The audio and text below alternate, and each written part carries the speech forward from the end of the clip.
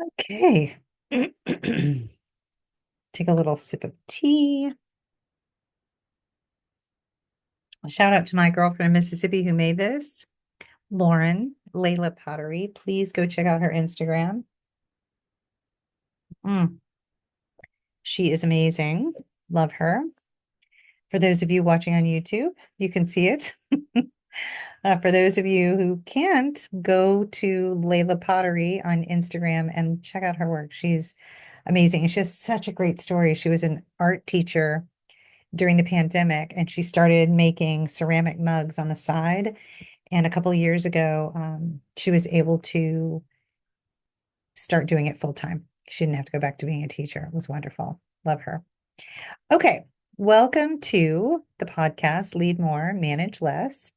Today's episode is about the best gift to yourself, and that's high performance living.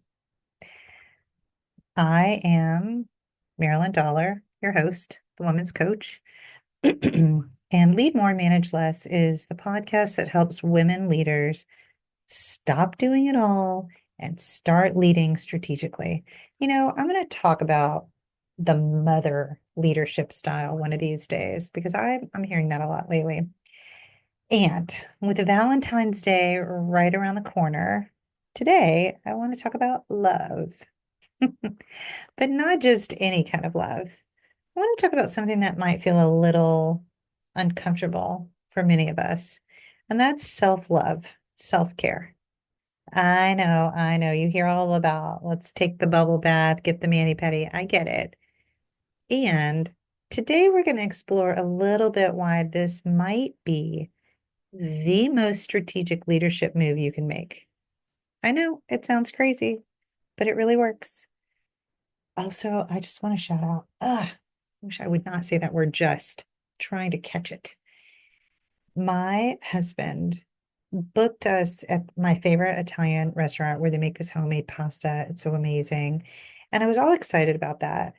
And then he went and did something incredible. He's great at flowers and dinner and love that. And he found us tickets to a show of somebody that I've always wanted to see. When I grew up overseas, and I remember my dad bringing home this Sony Trinitron radio, and it had a cassette player. And in the cassette player was a Sony demo tape. I don't know where he got this. And one of the songs was, Do you know the way to San Jose? Do, do, do, do, do, do, do, do, do, do. I listened to that song over and over and over again because number one, it was the only cassette tape I had. And number two, we lived in a town where all the music was Portuguese. It was the only American song I had. And guess who is going to be playing for Valentine's Day? None other than the wonderful Dionne Warwick. So I'm super excited to be doing that this year for Valentine's Day. And let's get back to our topic. So the leadership challenge. So here's what I hear from women all the time. I'm giving everything to my work and the rest of what I have to my family, and I don't feel like I'm doing anything well. Or here's something else I hear. I'm constantly exhausted. I feel like I'm shuffling into work, I'm shuffling into the house, I'm shuffling into bed. And I don't have time to slow down. And too many people are counting on me. And right, here's what happens. You get sick, you have an accident, something in the universe magically happens and it slows you down. Sound familiar? Anybody? Anybody? I remember teaching when I was a scrapbook teacher and a stay-at-home mom, like 6 classes a week at this scrapbook store called Archivers. Oh my gosh, so many years ago. And I was teaching 6 classes a week there. And then I was teaching 3 or 4 classes on the weekends for my own scrapbooking, stamping business. And I had two babies under three, four, under four. I was exhausted and I got pneumonia and I was supposed to demonstrate for Tim Holtz. Oh my God, I love Tim Holtz so much. Love his style. And I was too sick to do it. And that's probably one of my few regrets in life that I wasn't able to do it, but it was because I was not taking time for myself. So let me ask you something. What if the key to being a better leader isn't about doing more and outdoing everybody else and Martha Stewarding everybody else, but about charging yourself up first? What if taking care of yourself isn't selfish, but it's actually the most strategic thing you can do, right? We hear about take care of yourself for mental health, and do we do it? Here's the thing. Understanding high performance means you are the high performer. And before we talk about today's story, let's talk about what really happens when we try to balance everything. It's like spinning a dozen plates all at once and you have two hands. You're constantly exhausted. You know it's impossible. And what if you could make work and life flow together instead of fighting each other? It's not a balance anymore. It's not an either or anymore. It's not a, oh, I'm a stay-at-home mom or I'm a working mom. We flow all of it together. This is how you make one life work. And so I have a client. Let's call her Sophia. See if you see yourself in her story. She was a CFO at a very fast growing tech company on the left coast. And she was absolutely crushing it at work. I mean, when I first met her, I'm like, why do you need a coach? And tell me what's happening because from the outside, it looks to me like you got it all figured out. And so we started talking and I started listening. And I said, tell me about your day. Tell me about this week. Anything happen that was kind of the tipping point for you? Because that's usually what happens. People will call me, they're at a tipping point, right? Everything is not going fine, even if it looks like it is on the outside. She said, okay, here's my tipping point. This is what really is happening. She says, last night, I'm sitting in the office parking lot. It's 7:30. I'm staring at my phone and I have a text from my daughter. And it says, Mom, are you going to make it to my recital? She says, I look at my calendar. I have three more meetings tomorrow morning.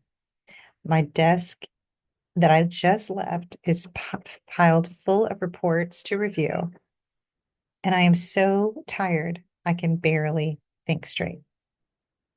And this is when she calls me. The next day, she goes, I slept on it. I did. I've heard what you said. Take some space, take some time to think about it. I slept on it, but I am drowning.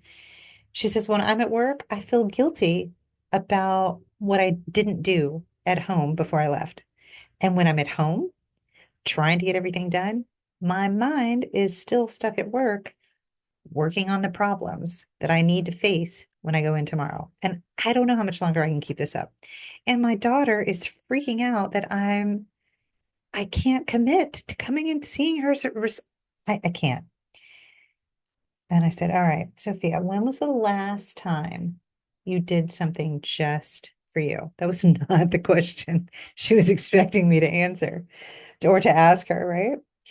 So there's this long pause, and I can see the look on her face, and she's like shaking her head, and she laughed. It was not it was not the happy kind of I just told a funny joke laugh, but she was like, I can't even remember. There's never enough time for me. Honestly, I feel guilty even taking time right now for myself talking to you because everybody needs me. I'm like, okay, all right. This is a problem. We need to think about this like it's our job because this is your life. I mean, look, can you? All of us can relate to this. All of us have competing priorities all the time. Maybe you're not a CFO like Sophia, but I bet you've had those moments where you're feeling torn between work and between home, and you're giving everything to everyone else while completely running on empty. That is the pivotal moment, not like in Friends where you're going up the stairs with the couch, but in your mind, I want you to really hear this. And here's what made all the difference for Sophia. When we started working together, I had my first conversation with her before this. I knew she was going to need to work on some of the health pieces. So we started with what I call the charge sessions. There are 12 sessions that are super focused on high performance and kind of this. There are 6 key areas. So one of the first things we did was I said, let's look at your schedule. Instead of letting your schedule control you, how do we start controlling your schedule? How do we create? Do you remember what I was talking about last time with the white, gray, black space? How do we start creating some white space? So when some of these urgent projects come over, you've got time to let it spill over. Number 2, I said, we've got to build up your team's capabilities because you can't keep being the smartest person in the room. And if you are, you're going to continue to feel like this. You have to start delegating not only what you want them to do, but the power to do it so that you can really focus on what matters. So, what do we need to do to upgrade your team's capabilities? And one of the things we did was a disc training, which I know you guys know I talk about this all the time, but it helps bring awareness so that people can start talking to each other. That's when the team really works. When people aren't talking to each other, I've been in relationships where everybody's walking on eggshells, nothing gets done. Number 3, we got crystal clear on her values. Family, that's a big value that she's kind of pushing off to the side, and what success really meant to her. Doing all the things can sometimes feel like success, but that's not success. Strategic outcomes, that's success. Letting your team help get to those strategic outcomes, that's what being a leader means, not you getting everybody to the strategic outcome. Number 4, we strengthened her key relationships, both at work and at home. She got a home manager. Imagine that.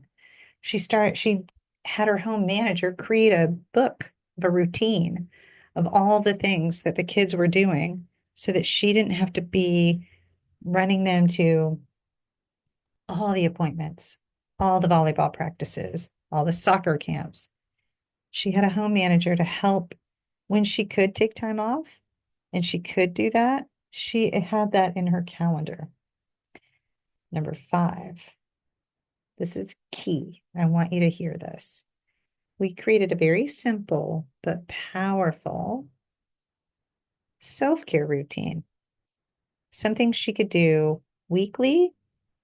Obviously, she had her daily routine, but she also had something special each week, each month, and each quarter. That is how you fill your cup up. And then finally, the last one, number 6, we developed her courage by practicing on setting boundaries because she wanted to do everything. She was certainly capable enough of doing everything, but she didn't have the bandwidth to do everything and still have her family and her self-preservation. So we started talking about setting boundaries. That was probably the biggest needle mover of all the things we did, in addition to the self-care. Okay, so I know what you're thinking. You're probably saying, okay, well, great for her, but how do I actually do this?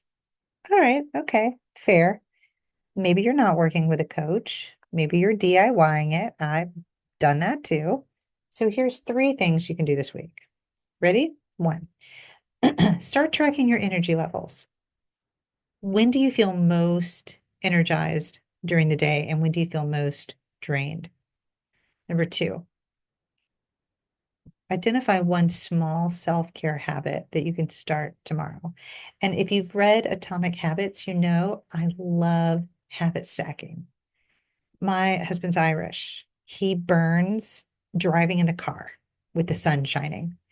And so to get him to start using sunscreen on his face, I put it next to his toothbrush. And I just said, hey, after you brush your teeth, just put a little bit of the sunscreen on. It's in a pump bottle, makes it real easy. There's nothing to unscrew. It's just one pump, put it on your face, you're done. He still doesn't love it, but he does it. Create a small self-care habit that you can stack onto something you're already doing, right? One of the things that I have is in my water, I put Glossy. It has something that Natalie Ellis and Lori Harder created, and it's great for your skin. It has hyaluronic acid. It's got probiotic. It's good for your gut. It's a double duty for me. I'm going to be drinking the water anyway, so I might as well have it stack by not having to take another vitamin and just having it in my water. And then number three, start practice saying no to something that drains you, right? Getting out in the winter drains me. I would much rather be in Key West, walking the dog in my shorts and my tank top instead of putting on 6 layers of clothes. It takes me longer to get dressed to take the dog for a walk than it does to actually walk the dang dog. So what drains you? Practice saying no to that. So before we wrap up, here's your leadership challenge for this week. Give yourself a gift that's just for you. It's Valentine's Day. Buy yourself flowers. Buy yourself a spa day. Buy yourself something wonderful from Lush. Ah, love Lush. Maybe it's maybe it's a new book. Maybe it's 15 minutes of quiet time in the morning. Maybe it's a walk at lunchtime.